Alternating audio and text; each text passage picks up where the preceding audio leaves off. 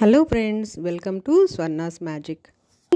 మనం ఈరోజు ఫెవిక్రిల్ ఇంట్రడ్యూస్ చేసిన న్యూ కలర్స్, పేస్టల్ కలర్స్ అనే వాటితోటి పెయింటింగ్ నేర్చుకుందాం. ఇందులో 6 షేడ్స్ వస్తున్నాయి. Soft peach, butter cup yellow, mint green, lavender purple, aqua blue and pale pink. ఇప్పుడు మనము ఈ ఫ్లవర్స్కి లావెండర్ పర్పుల్ తీసుకున్నాను, పేల్ పింక్ తీసుకున్నాను. ఒక ఫ్లవర్ని ఇలాగా ఫస్ట్ వాటర్ అప్లై చేయాలి. ఈ కలర్స్ కొంచెం థిక్గా ఉంటాయి, అంటే డెన్స్గా ఉంటాయి. అందుకని కొంచెం మనం తీసుకునే క్లాత్కి వాటర్ అప్లై చేయాలి. అది కాటన్ క్లాత్ అయినప్పుడు. ఈ పింక్ కలర్ని మనము ఈ పెటల్స్లో అప్లై చేస్తున్నాం. అప్లై చేసేప్పుడు బోర్డర్ వరకు చేయకూడదు. వాటర్ అప్లై చేసాం కాబట్టి అది బోర్డర్ని దాటి స్ప్రెడ్ అయ్యే ఛాన్స్ ఉంటుంది. సో ఆ బోర్డర్ దాకా అప్లై చేయకుండా మధ్యలో వరకు ఇలా పింక్ అప్లై చేసాం.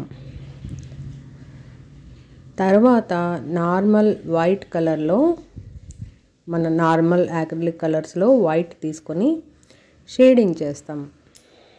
వైట్ తీసుకొని ఆ పింక్ అండ్ వైట్ని మిక్స్ చేస్తాం పెటల్స్ ఎడ్జెస్లో.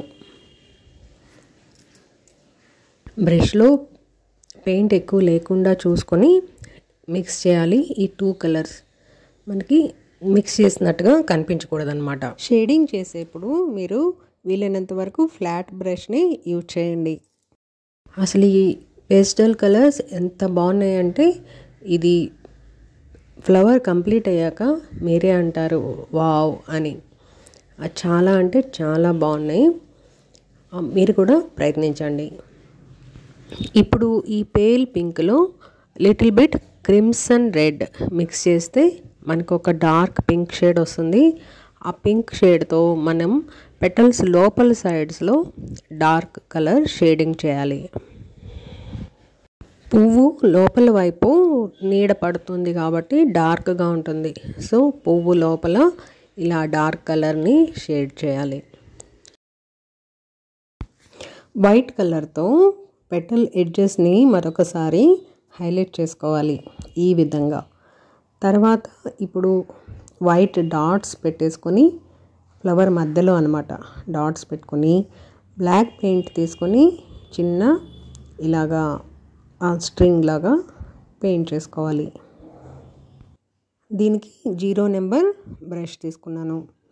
ఇదే బ్రష్తో బ్లాక్ తీసుకొని మనం లిటిల్ బిట్ ఒక చిన్న పాయింట్ అంతా వైట్ వదిలేసి లోపల వైపుకి బ్లాక్ కలర్తో బోర్డర్ని అవుట్లైన్ని గీసుకోవాలి. అది అక్కడక్కడ బ్రేక్ చేస్తున్నట్టుగా బ్లాక్ అవుట్లైన్ని గీసుకోవాలి, పెయింట్ చేయాలి. అన్ని పెటల్స్కి అదే విధంగా చేయాలి. అన్ని ఫ్లవర్స్ సేమ్ ఇదే ప్రొసీజర్తో చేసుకోవాలి.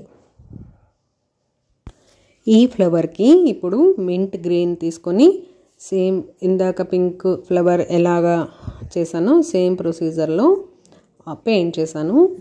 ఇంకొక ఫ్లవర్ అలాగే లావెండర్ పర్పుల్తో చేశాను. ఈ మింట్ గ్రీన్ ఫ్లవర్కి ఏమో లైట్ గ్రీన్ వస్తుంది, నార్మల్ అక్రిలిక్ కలర్. ఆ గ్రీన్ షేడింగ్ కోసం డార్క్ షేడ్ కోసం ఆ గ్రీన్ వాడాను. ఈ లావెండర్ కలర్కి వచ్చి అందులోనే మనం కొంచెం little bit red and blue mix చేసామంటే మావ్ కలర్ అని కొంచెం డార్క్ వస్తుంది. దాంతో షేడింగ్ చేసుకున్నాం.